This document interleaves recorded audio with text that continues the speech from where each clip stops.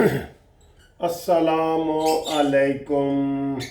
पता नहीं यार, हुकूमत को ये कौन मशवरे देता है, कैसे कैसे कानून बनाते हैं।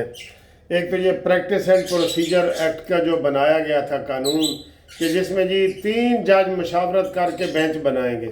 ये ना वक्ती तौर पे एक चीज़ को सामने रख के करते हैं, और सबसे ज़्यादा नुकसान अगर काजी फायजी को किसी बिल ने पहुँचाया है ना, ये प्रोसीजर एंड प्रैक्टिस एक्ट है।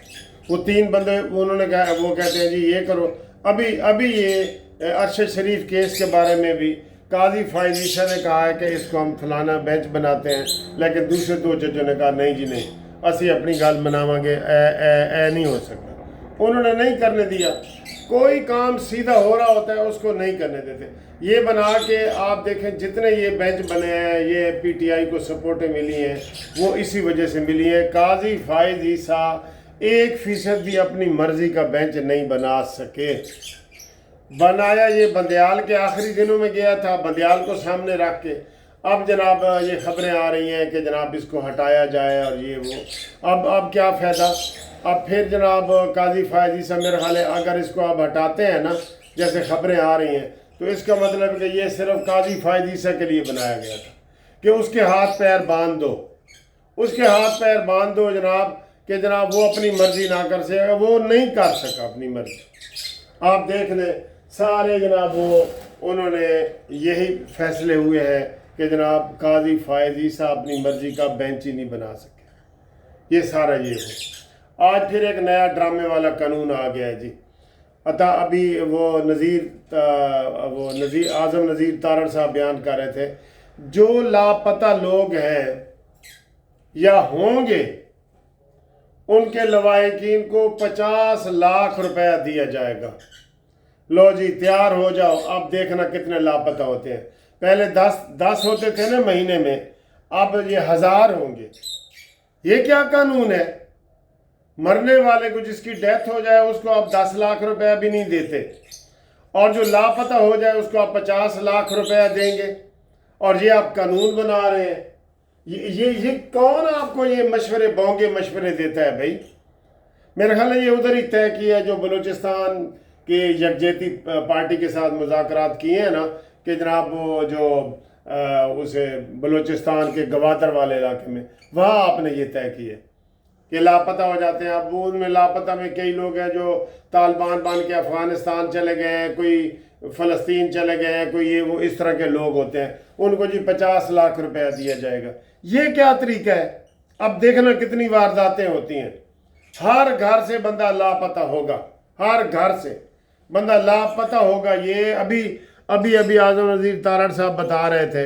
ये पहले इन्होंने अभी ये जो नैब में तरामीम की है ना, वो भी देखना ये सारी इमरान के हक़ में जाएंगी। पहले ये इन्होंने की है अपने लिए, तो उस वक़्त इमरान ने कहा भी था कि ये तरमीमें अब आप कर रहे हैं, ये हमारे हक़ में होंगी और वो उसके हक़ में होंगी। ये तो धड़ाधड़ ज़मानतें हो रही हैं नैब वाले केसों में। ये भी नैब में तरामीम जो इन्होंने की हैं इसी गवर्नमेंट ने, वो उस वजह से हो रही हैं। PDM की जो गवर्नमेंट ने की थी, उस वक़्त भी आज़म नज़ीर तारड़ साहब भी वज़ीर कानून थे। ठीक है जी। अब एक आज बड़ा और मज़ा का खेज बयान आया है वज़ीर आज़म शहबाज शरीफ का, कि बिजली के ऊपर अगर सियासत की गई तो इस मुल्क का मुस्तकबिल ख़तरे में पड़ जाएगा। ये क्या बात है। ये क्या बात की है शहबाज ने आज। एक तो उन्होंने वो इस्माइल हनिये के बारे में करारदाद में बातें की हैं, वो अच्छी बातें की हैं, लेकिन ये जो उन्होंने बात की है कि जनाब ये इसमें अगर बिजली के हवाले से कोई धरने दिए गए और ये दिए गए तो ये मुल्क की सलामती के लिए ख़तरा है। कौन सी सलामती है जी बिजली के बिलों में।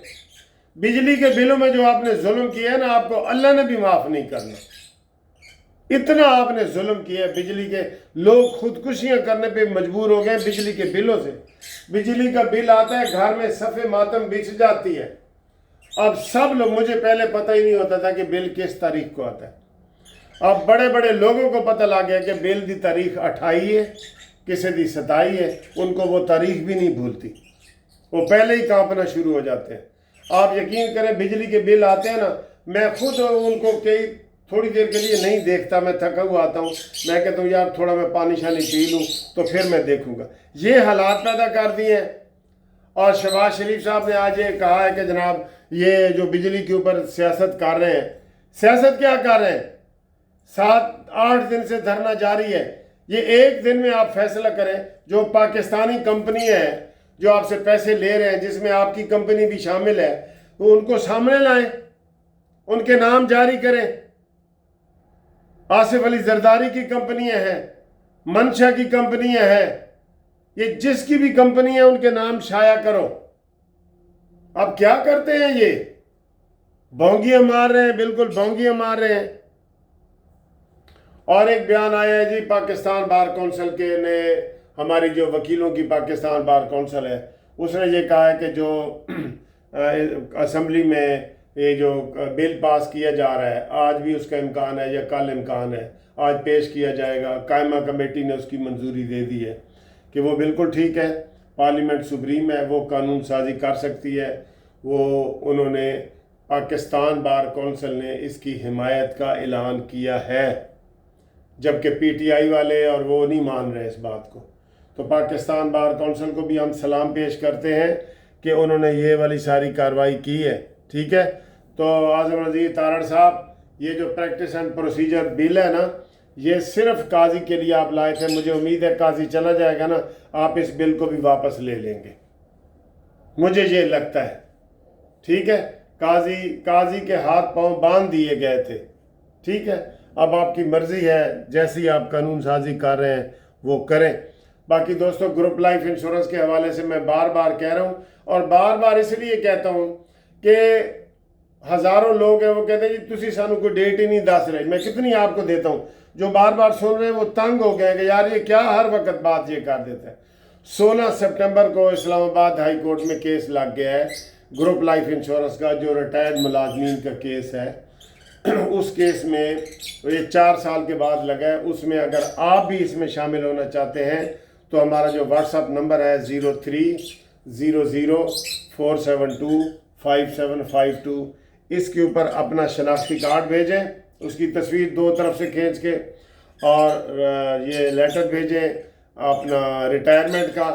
تو اس کے بعد میں آپ کو فیس بھی بتاؤں گا، تو جو آپ کے کاغذات مل جائیں گے پھر انشاءاللہ آپ اس میں شامل ہو جائیں گے مین کیس میں۔ اور یہ مین کیس ایک اسلام آباد میں لگا ہوا ہے اور ایک لاہور ہائی کورٹ میں۔ اسلام آباد والے کی تو 16 سپٹمبر ڈیٹ ہے، اور لاہور والے کی لگنی ہے انشاءاللہ، وہ بھی ان دنوں میں لگ جائے گی۔ تو آپ سے ایک گزارش ہے کہ آپ اپنا بھیجیں 030047257552، اس کے اوپر اپنا واٹس ایپ پہ کاغذات بھیجیں۔